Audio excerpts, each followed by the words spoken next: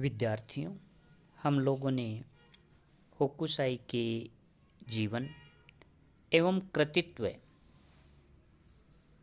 एवं उनके पुस्तक, उपन्यास चित्रण और पुष्प चित्रण एवं पक्षियों के चित्रण के बारे में विस्तार पूर्वक अध्ययन किया। आज पुनः हम उनके बहुत ही प्रसिद्ध जो प्राकृतिक दृश्य हैं, जो जापान के फ्यूजी पर्वत की जो पर्वत श्रृंखला के 36 दृश्य इन्होंने चित्रित किए और जिनसे इनकी लोकप्रियता बढ़ी, प्रसिद्धि मिली, प्राप्त हुई, उनके बारे में हम विस्तार से चर्चा कर रहे हैं। राजकीय महाविद्यालय किशनगढ़ से मैं डॉक्टर पवन जांगिड़। विद्यार्थियों, आज हम उनके प्राकृतिक दृश्यों की जो रंगीन प्रिंट है, जिनसे इनको बहुत ही लोकप्रियता हासिल हुई, उसके बारे में चर्चा करते हैं। प्राकृतिक दृश्यों की सामग्री की खोज में होकुसाई ने जापान का विस्तृत भ्रमण किया और इसके परिणाम स्वरूप काले तथा भूरे रंग में फ्यूजी पर्वत के 100 दृश्य होकुसाई ने छापे और इसके पूर्व इन्होंने फ्यूजी पर्वत के 36 दृश्य, प्रसिद्ध फूलों के दृश्य, जापान के झरने तथा जल के हजारों रूप आदि के रंगीन प्रिंट होकुसाई ने प्रकाशित किए। इनमें फ्यूजी पर्वत की पर्वत श्रृंखला के 36 दृश्य बहुत लोकप्रिय हुए और बाद में इसमें 10 दृश्य और बढ़ा दिए गए। इनमें से 3 दृश्य जापानी कला की अमर कृतियां हैं। पहला है आनंदप्रद ऋतु में फ्यूजी पर्वत, जिसमें धुंधले वन में से अपने शंकु के समान चोटी स्वच्छ नीले आकाश में उठाए फ्यूजी पर्वत अंकित हैं। एक छोटा सा बादल, श्वेत बादल, आकाश की नीलिमा को भंग कर रहा है और दूसरा चित्र कड़कती विद्युत के ऊपर फ्यूजी, जिसमें एक कुतूहलपूर्ण तथा भयप्रद वातावरण दिखाया है। और तीसरा इनका जो प्रसिद्ध चित्र है वह है कानागावा में उठी हुई लहर के मध्य से दिखाई देता फ्यूजी पर्वत। यह जो आप देख रहे हो इस दृश्य में प्रथम जो चित्र है, यह कानागावा में उठी हुई लहर के मध्य में दिखाई देता फ्यूजी पर्वत है।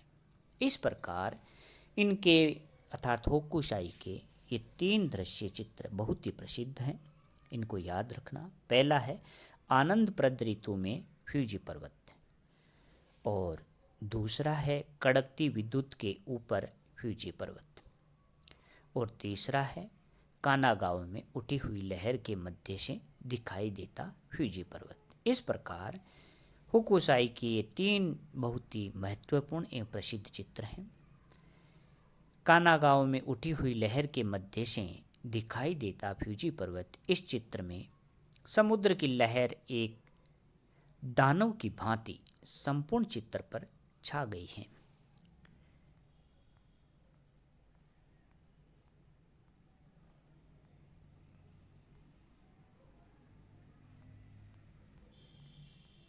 यह जो चित्र है, यह इसमें जो प्रथम चित्र है द ग्रेट वे ऑफ 1831 वाला, यही चित्र है कानागावा में उठी हुई लहर के मध्य से दिखाई देता पर्वत। इसमें आप देखिए कि एक दानव की भांति संपूर्ण चित्र पर छा गई है और छोटे छोटे पंजों की भांति अपने हाथों से नाव खेते मछुओं को मानो निगल जाना चाहती है, ऐसा लगता है। इन चित्रों के संयोजन में होकुसाई ने केवल आवश्यक वस्तुओं को ही स्थान दिया है। जहाँ भी उसने आवश्यक समझा, बादल का एक साफ सुथरा टुकड़ा प्राचीन तोसो पद्धति से आकाश में चित्रित किया है। प्रकृति के विविध प्रभावों को सीमित रंगों में बांधने का प्रयत्न किया है तथा प्राय नीले, हरे, पीले तथा हल्के लाल रंगों को श्वेत रंग मिलाकर बनाए गए विविध बलों में प्रयुक्त किया है। जापानी फीके नीले रंग के बजाय यूरोप से आयातित शुद्ध नीले रंग का सर्वप्रथम प्रयोग होकुसाई ने ही किया है। काष्ठ मुद्रण की सीमाएं होते हुए भी उसने आश्चर्यजनक प्रभाव उत्पन्न किए हैं।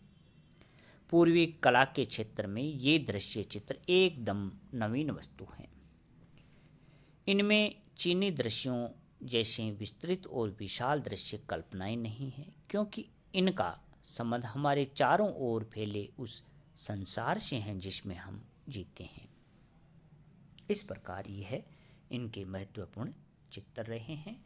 यह वाला जो चित्र है आप देख रहे हो, जिसमें एक दानव की भांति संपूर्ण चित्र पर जैसे छा गया हो, छोटे छोटे पंजों की भांति अपने हाथों से जैसे नाव के खेते मछुओं को निगल जाना चाहते हैं, इस प्रकार यह लगता है। किंतु अब होकुसाई का बाजार, उसके बाद में बाजार पर नियंत्रण नहीं रहा। जिन विषयों को वह पहले चित्रित कर चुका था उन्हीं को हिरोशिगे नामक कलाकार ने पुनः चित्रित किया। इन्हें देखकर लोग होकुसाई को भूलने लगे। अब हिरोशिगे प्राकृतिक दृश्यों का अग्रणी डिजाइनर माना जाने लगा। जीवन के अंत के लगभग होकुसाई शास्त्रीय विषयों की ओर मुड़ गया। ये विषय चीन तथा जापान के इतिहास में प्रचुर मात्रा में उपलब्ध थे। ऐसे 10 चित्रों का एक सेट काकीमोनो आकार में जीवन दर्पण में प्रतिबिंबित चीन तथा जापान की कविताएं उसके श्रेष्ठ प्राकृतिक चित्र माने जाते हैं। उसकी एक ऐसी ही अन्य कृति है 100 कविताएं एक व्याख्या। होकुसाई जनजीवन का कलाकार था। उसकी कला उसी मिट्टी में से उत्पन्न हुई थी जिसमें से समूचे जापानी प्रिंट आंदोलन का उद्भव हुआ था। उसमें प्राकृतिक रूपों को डिजाइन की आवश्यकता अनुसार सरल, मौलिक तथा ओजपूर्ण रूपों में ढालने की क्षमता थी। रूपों को अतिशयता प्रदान करना, सरल अथवा समन्वित करना, अनावश्यक पक्षों को निकाल देना आदि का कार्य होकुसाई पूर्ण आत्मविश्वास के साथ करता था। इससे उसके रूप जीवन से संबंधित होते हुए भी अपेक्षाकृत अधिक भावयुक्त हो जाते थे। रेखांकन के ही समान रंगों पर भी उसका पूर्ण अधिकार था। उसकी आत्मा का आनंद उसकी आकृतियों की ओजपूर्ण स्वच्छंद लय में प्रतिबिंबित हुआ है। तथापि उसमें भावुकता नहीं थी और वह मानवता का पूर्ण पक्षधर था। उसमें दूसरों के साथ स्वयं पर हंसने की भी अद्भुत क्षमता थी। उसके हास्य में कहीं भी दुर्भावना नहीं है। उसने इस संसार को एक महान नाट्यशाला के रूप में देखा है, जहाँ मनुष्य और उसके मनोविकार बहुत ही बोने लगते हैं। अपनी अग्रतम कल्पनाओं में भी उसने मानवता का पल्ला नहीं छोड़ा है। होकुसाई का केवल एक ही लक्ष्य था, जीवन की उष्णता, उल्लास और स्वदेश का सौंदर्य स्वयं अनुभव करना तथा अपनी कला के माध्यम से देशवासियों को कराना। अपने तकनीक पर भी होकुसाई का पूर्ण अधिकार था। वह सदैव नई विधियों की खोज में लगा रहता था। परिश्रमी वह इतना था कि कार्य करते समय भोजन भी उसे अच्छा नहीं लगता था। अपने काम में निरंतर व्यस्त रहने के कारण वह पारिश्रमिक में प्राप्त धनराशि को बिना गिने ही रख लेता था और बिना गिने ही बिलों का भुगतान भी कर देता था। इस प्रकार का था होकुसाई। होकुसाई एक विचारशील कलाकार था। 65 वर्ष की आयु में वह भविष्य के बारे में सोचता था। इस प्रकार एक विचारशील कलाकार रहा है। होकुसाई की वास्तविक ख्याति कम मूल्य के रंगीन प्रिंट के कारण है, जो कि घर घर में पहुंच सके। इस प्रकार विद्यार्थियों, यह है जापान का प्रसिद्ध चित्रकार होकुसाई।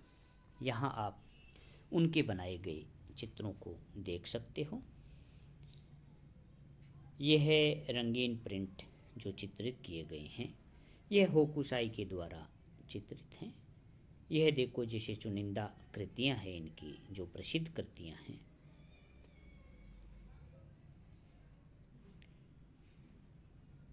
इस प्रकार